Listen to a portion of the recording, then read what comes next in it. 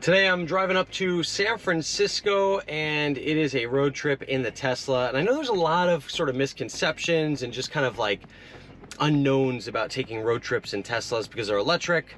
You have to find a charging station, you have to stop. It's a whole bunch of considerations. And then when you get to your destination, you need to have a place to charge there as well. So there's a lot of considerations. Here we are starting in Los Angeles. Then it's got me stopping in 2 hours, 23 minutes in Kettleman City, which is a supercharger. And it actually tells you how long you need to stop for. So 30 minutes at that supercharger. And it tells you how much your power is gonna be at. I'm gonna be at 24%. And then after that, I'm gonna stop in Gilroy for 20 minutes there. And that's gonna be 15% battery by the time I get there. And then finally I make it to my destination in San Francisco and I'll have 22% battery left. So the big thing is that I'm gonna have to make sure I've got a place up in San Francisco to charge my car. It looks like the hotel I'm staying at has 2 chargers. They're not superchargers, but so once you get to a place, you can park your car there either overnight or whatever. It's gonna charge slower, but hopefully you wake up with a charge. So I got my car cleaned up, I got my snacks packed, and the first stop is in, what is it, 160 something miles. So it's kind of a lot. I don't think I'm gonna make it that far without stopping. So we'll see. Here we go. So why drive to San Francisco versus flying? You know, most people just fly from Los Angeles. Well, you know, I kind of enjoy the ride. It's kind of nice. It's a time to, you know, listen to some audiobooks, listen to some podcasts. Also, it's just kind of fun in the Tesla because you feel like you're not really having that big of an impact on things by taking an electric car. So that's kind of fun. It's also a good experience just to see what it's like because I do cover this stuff for a living. So one of the fun things about driving a Tesla is autopilot. People think it's self-driving. Yes, there are levels of self-driving that you can get on the Tesla, but all the base models include what I call cruise control and also stay in your lane. So once you're kind of in a safe place, you've got your, you know, your preview here of the road, you can just double tap down twice, and now you are in cruise control. And what this cruise control does by default is it keeps your speed and it also keeps you in the lane. So at the very least right now, you are cruise controlling, but you're also staying in the lane. And so if you want to switch lanes or do anything like that, you still have to do it manually, unless you pay for the upgrade to a higher level of autopilot. So once you switch lanes, you can go back into your autopilot. Now, you also can tell autopilot's on because this is in blue. And so the steering wheel will move by itself. So if you're going around curves, whatever you want to do, you can drive like this 99% of the time on the freeway. It'll slow down for the car in front of you, it'll speed up, it'll keep whatever speed you want. And I had to avoid something in the road there. But you can see, watch, when we come around these turns, you know, it's automatically adjusting. I'm not really turning the wheel here. It's doing it all by itself, and it's figuring it out based on the lines in the road. Now, if you want to go faster, you just have to adjust this little knob right here. The other thing you can do is adjust how far you want to be from the car in front of you. If your hands are off the wheel for a long period of time, this is going to light up in blue. So I'm keeping my hands right over here, but I'll show you what happens just so you understand that you have to be in control at all times when you're using autopilot. I know people like to say, oh, it drives itself. No, you still have to be in control of this car because you never know what's going to happen and it might not make the right decision. So you can see we've been, you know, off the controls for a while now, and I'm not touching them, and we'll see what happens. So see, it says apply slight turning force to steering wheel, and if this goes blue for too long, it's going to lock me out of autopilot for the rest of my drive, and that is not very fun. One time, as a joke, I opened up the windows as we were passing the cows, and let's just say that was not a very good idea. The smell lingered in our car for a long time, and no one was happy. We'll not be doing that again.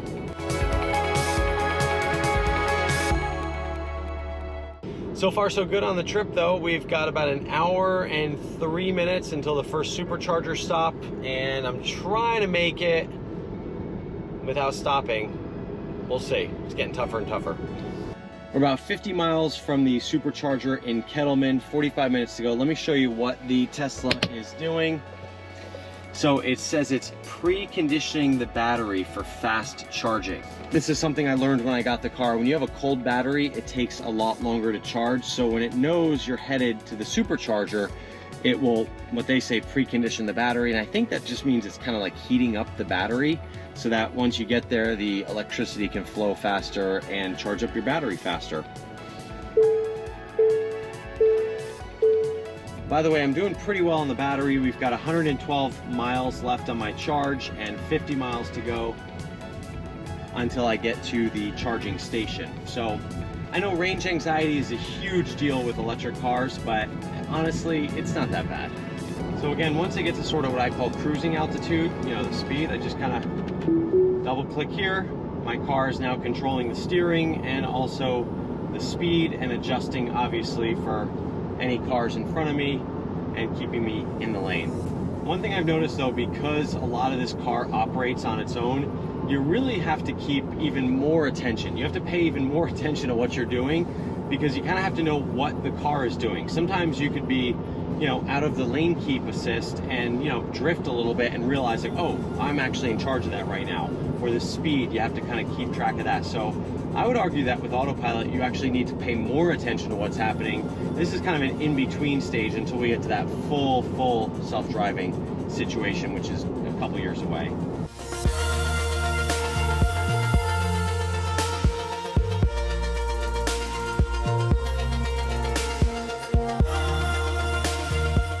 And I've never seen this before. At the top of the chargers, they have their kilowatts. So this is, you got a choice of 150 or 250. Of course, all the 250s are taken up because people are on road trips and they want to go fast. This is kind of like waiting at a gas station for a pump to open. It's also interesting, this is one of the first times I've seen that you pull straight in for charging. Most of the time you kind of back into these chargers. Okay, it looks like this person is pulling out. Okay, I think I found a 250 over here. So 250 is, I think, the max right now that these Tesla charging stations can go up to. It's also an interesting stop because it's got some sort of Tesla building, which we're gonna have to go check out and see what that's all about. Okay, someone is pulled out and we are pulling in. All right, so here's the basic way to do it. Just kind of, well, there's the sign right there, 250. You kind of pull this off and you just press this. Should open up the little tank. Put it in. Now it's charging. All right, let's see what happens in here. So I should show you here what's happening. So it's saying 35 minutes remaining to continue on trip, and it's going up to, I don't think you can see that, but it's getting pretty high. 300, 400. This might be the fastest I've ever seen it charge. 500. Oh wow, we're not even at the 250 kilowatt hours yet. So that's another little thing you learn about this, is that if you're next to a charger with a car that's also charging, your charging speed could be less. It depends, I think, how they build these things, but right now I'm getting 136 kilowatt hours.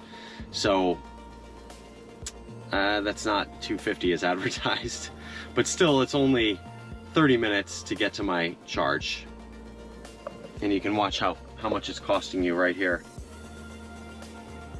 $1.09, $1.12.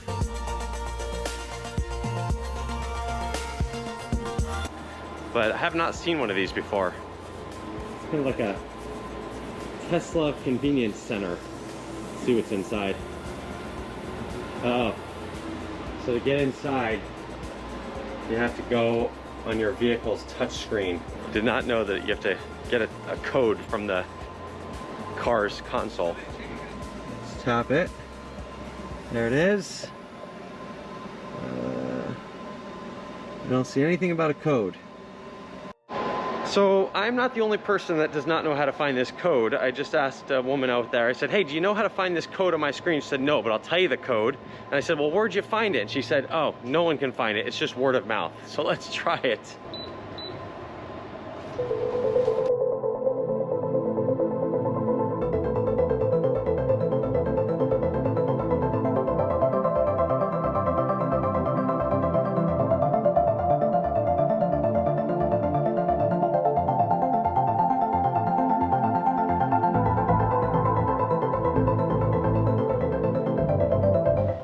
I'm in an airplane lounge. I mean, this is pretty nice. I'm impressed.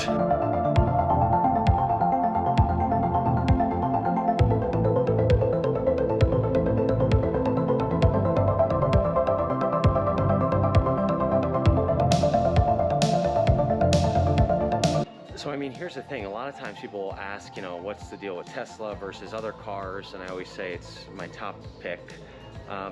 And this is why. I mean, they just told me this is the only one of its kind. They have this little service station like this, but you can see where the brand is going. So it's definitely a brand that takes care of their customers. And so we know that we have to stop at these places. This is like a half an hour, 35-minute stop for me. So to have a nice, clean, comfortable place to do some work, just hang out, relax, get a cup of coffee, it makes you feel good about Tesla.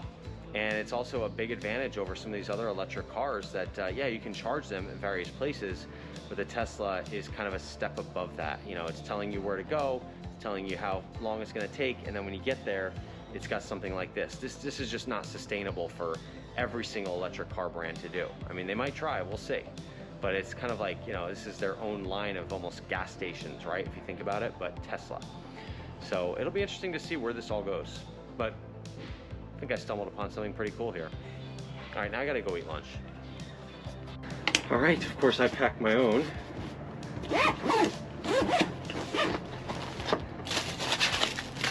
PB&J, can't go wrong with that. Perfect on a road trip. So inside the app, I can see I've got 211 miles on my charge. I added 162 miles on this little stop, which did not seem very long at all. And now I'm ready to continue. So let's go.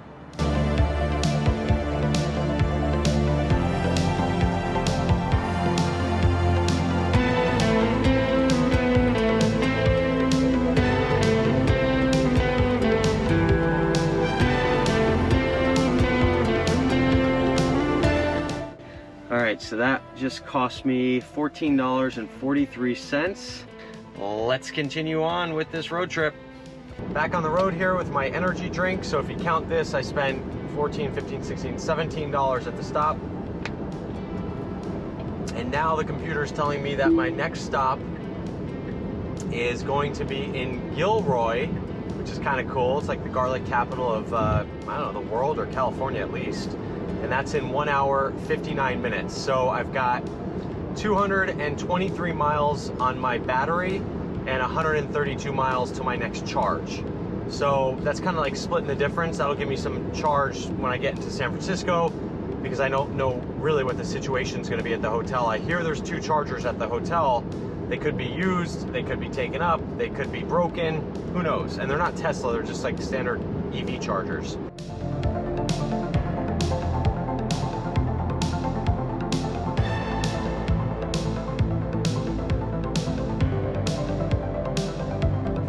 All right, so I don't know about you, but when I was a kid, when we did road trips, we basically went straight through and no stopping. So now as an adult, I did that for a long time, and then I decided, why am I never stopping?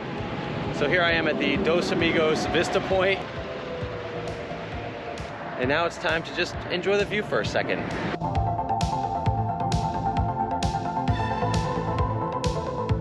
Kind of nice to stretch the legs too.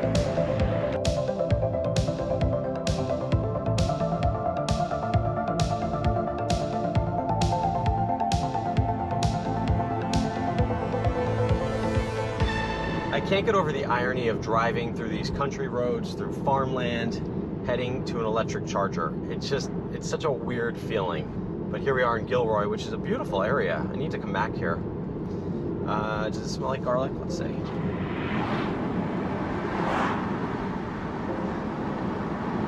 Don't smell the garlic just yet, but maybe we'll smell it at the charger.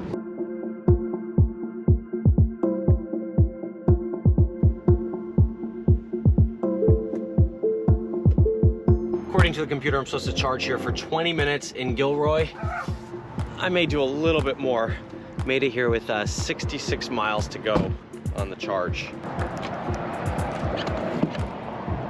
I fully expected this entire city to smell like garlic, and I'll be honest, I'm a little disappointed it doesn't.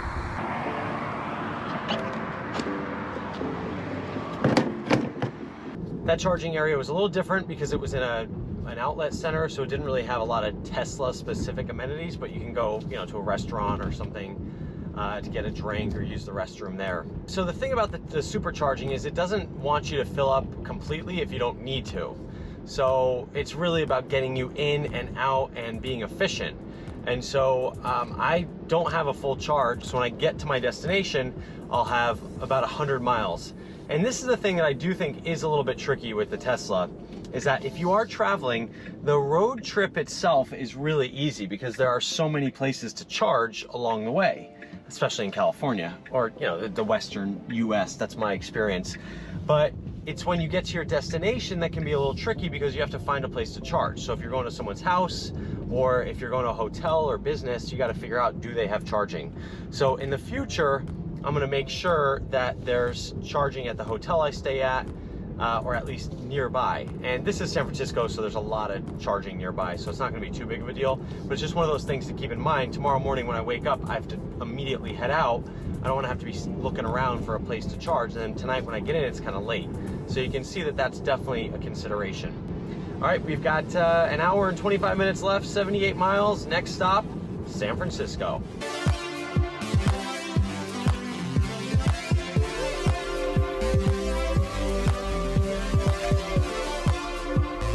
All right, so I made it to my hotel with about 100 miles to go, and thankfully they've got charging overnight here, which is kind of nice. So they're gonna plug it in overnight and I'll have a full charge in the morning.